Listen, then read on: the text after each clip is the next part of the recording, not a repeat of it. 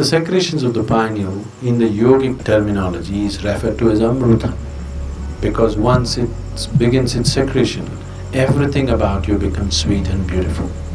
It is not the sexuality which limits it, but it's the excessive identity with the physicality which limits it.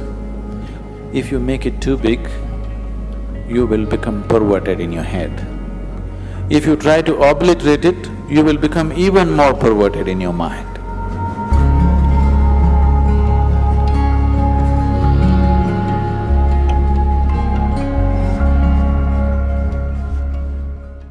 A 92-year-old man went to his doctor for a full medical checkup. The doctor checked him up and he said, "Hey old boy, for your age you're doing great, everything is just fine with you." But the man asked, "But doctor, what about my sex life?" So the doctor asked, "Thinking about it or dreaming about it?"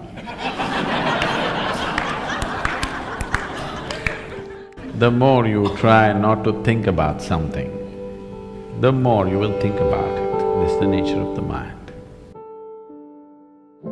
So there are many reasons why one indulges in sex. For some, it is just pleasure. For some, it is a way of building this bond and companionship. Otherwise, people feel they're going away from each other. They may be just fine, but a lot of people, it is psyched in their mind that if they're not sexually involved, they're actually moving away. Not true. You can be very close to somebody and need not be involved in any physical manner, isn't it? But societies are psyching, especially in this part of the world, people are hugely psyched. If there is no sexuality, you don't really have a relationship. In fact, the word relationship, it took me some time to understand, that here, if you say a relationship, you're supposed to understand it's sex-based relationship. Nothing else is a relationship. If I can have a very strong relationship with you and not be concerned about your body, isn't it? I may not be drawn to your body in any way, but I can have a very powerful relationship with you. But all those possibilities are completely discounted. A relationship means you must be in some way physically involved, man, woman, or man, woman, woman, whatever you like. Essentially, it's body-based. What kind of body is individual choices, but essentially it is body-based. This has happened because somewhere our identification in the body has gone beyond normal levels of identity. It is excessive identification with the body.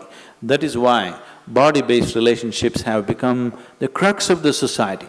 One who is too identified with your physical body naturally is sex-driven, because that is the highest thing that he knows. There are ways we can make you find something which is far bigger than this. Once you taste something better, I don't have to tell you, give this up or give that up, it'll anyway fall off, isn't it? There are ways to do certain sadhana which is more intense than sexuality, which is more ecstatic than sexuality. On one level, if you look at it, all dimensions of yoga, one way or the other, are ultimately trying to activate the pineal. Because once it begins its secretion, everything about you becomes sweet and beautiful. It creates a whole inner pleasure, which makes all the outer pleasures look like kindergarten stuff. That's the reason yogis are just sitting with eyes closed, not because they're against pleasure, they're against small pleasures, that's all. So the Shambhavi, one thing that's happening is, it stimulates the pineal secretion in a big way, which leaves you drenched in a certain level of sweetness throughout the day. It just leaves you in a certain state of ecstasy and blissfulness because the pineal gland is active. This is one aspect of your physiology which is very close to your consciousness. The rest of the physiology is about survival, but pineal gland is one aspect of your physiology which is very, very close to transcending the physical. In the yogic traditions, this sweetness is referred to as amrita or the ambrosia or the elixir of life. One drop, if it comes into the system, suddenly the whole system just cools down, the whole system is lubricated, functions at ease, the desperation in the system is gone, the desperation in the mind is gone. So, ambrosia means you found your own pleasure. If you're extremely joyful within yourself, you found the amrita within yourself. You're an extreme state of pleasantness. Now, being with people, not anymore about squeezing pleasure out of them. Being with people is just being with them. Only now you're truly capable of love. Otherwise, it is just a open sesame trick. I love you means, whether they believe you or not, for that moment they make themselves believe you. Because they are also in need of something, you're also in need of something. Isn't it? It's like Alibaba under 40. Open sesame means it opens. This is just like the I love you means many things open up. Now, by doing this, I'm not saying it's right or wrong, that's the way people conduct their life, there's nothing to it. But by doing this, the true possibility of knowing an intense sense of love within you is lost. You're here constantly looking, what can I get out of this person, what can I get out of that person? This is a con job. It's called a love affair. But it's a con job. But if you are extremely ecstatic by yourself, when you're being with people, it's about sharing your ecstasy. It is about, if they are not touched by it, somehow to touch them with it, rather than seeing what you can squeeze out of them. The whole fundamentals of your life will change.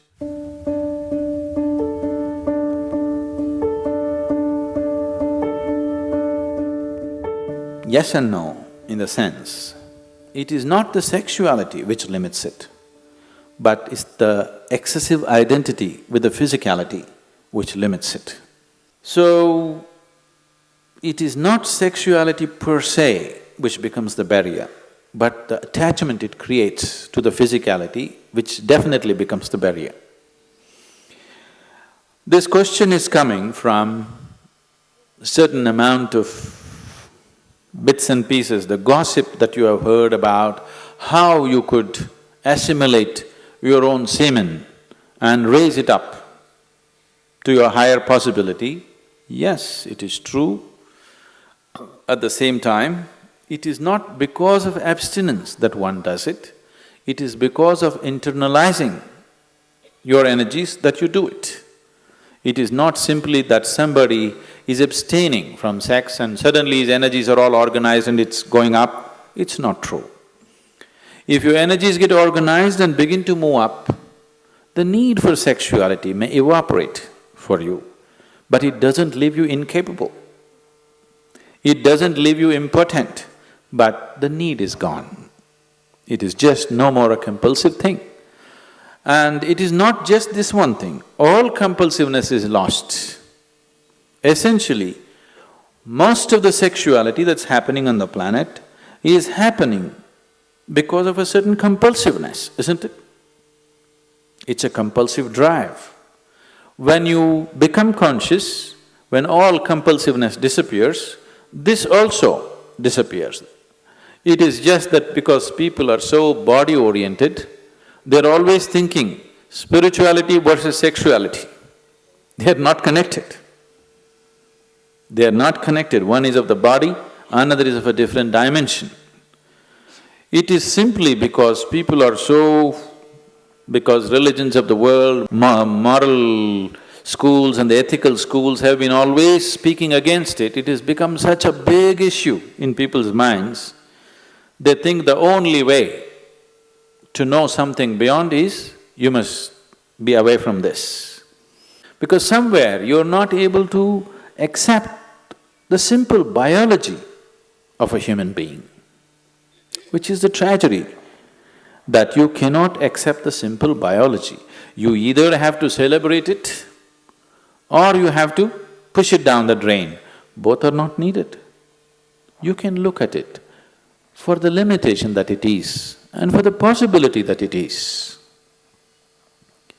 So, if because of the impurity of sex, your spirituality is going to get disturbed, I want you to know that your very birth is impure. When you come from such an impure birth, where is the possibility for you? There is no possibility for you. Only if you fell from somewhere else, if the stoke dropped you, there is some possibility of you becoming spiritual. If your mother had a normal birth, you have no possibility.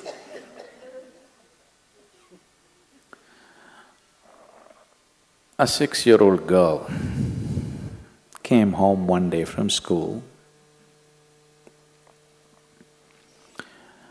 and asked, "Mama, how was I born?" The mother was embarrassed. She said, "A stoke dropped you." She said, "Okay." She noted down.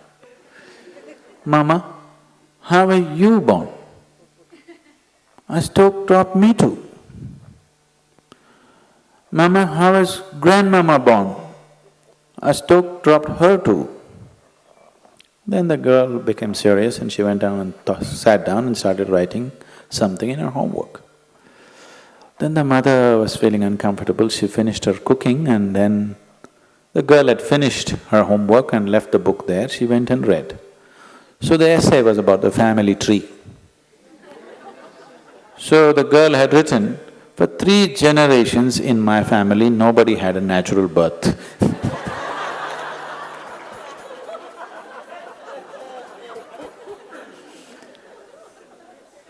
So because of absurd ideas, either we exaggerate something or we try to unnecessarily play it down. It has a certain role in your life. If you make it too big, you will become perverted in your head. If you try to obliterate it, you will become even more perverted in your mind.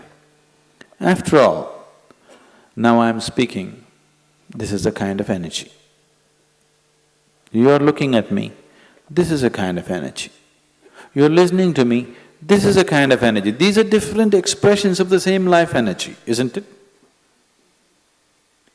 Now, sexuality is also another expression of the same energy. Now, one has to decide how much of his energy, in which direction he wants to send it. Because after all, you are a limited amount of energy, isn't it? See, it's just like you have an income. Let's say you have $5,000 a month. How much for the house rent? How much for eating? How much for schooling? How much just for fun? How much for vacation? You apportion, isn't it? Tomorrow morning, you got your salary, in the evening you went out and blew it up. Now the next month is going to be trouble, isn't it? Of course you have a credit card, but everything in your life, if you're handling your life sensibly, everything in your life is apportioned according to your understanding, your need and your capability, isn't it so? Yes?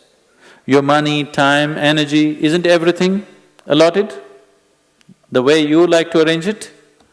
This is also the same thing. How much of it? First of all, do you need it? Or are you doing it because of socially you're psyched? If there is a need, if I ask you to stop it, you will become perverted because it'll all happen in your head. If somebody is telling you, you have to do it, if you don't do it, you're not normal, another kind of perversion will come. Both are not needed. After all, you are not going after a man or woman, you are going after a certain level of pleasantness. So once you experience a certain level of pleasantness, wouldn't you like to dig deeper into this? Because whatever pleasantness happened, maybe you used the other person, but the pleasantness happened within you, right? So suppose anyway the pleasantness is happening within you, the other person is just a key to open this, wouldn't you like to have the key in your own hands? Yes? That if you sit like this, you are on full scale. You don't need anybody. No, see, anything in your life, either for pleasure, money, love, this, that, it doesn't matter what, for whatever, the moment you become dependent on another person, nobody on this planet is truly reliable, isn't it? I keep hearing these complaints all over. Some people, generally women, keep complaining their husbands are excessively physical. Some woman constantly complaining, he doesn't lay a finger upon me. Whatever happens, it's a problem, because it'll never happen exactly the way you want it. As long as another person is involved, nothing will ever happen 100% the way you want it, isn't it so? Yes or no? It never will. It doesn't matter if you get married to your god, it still won't happen. As long as your way of being, your sense of pleasure and joy is dependent on another person, you will always have a complaint. Doesn't matter how wonderful the other person is. So in this context, people might have talked about celibacy because they said, take some time off. Because to extract pleasure out of somebody, you have to play any number of tricks. It doesn't happen simply. This is called as courting.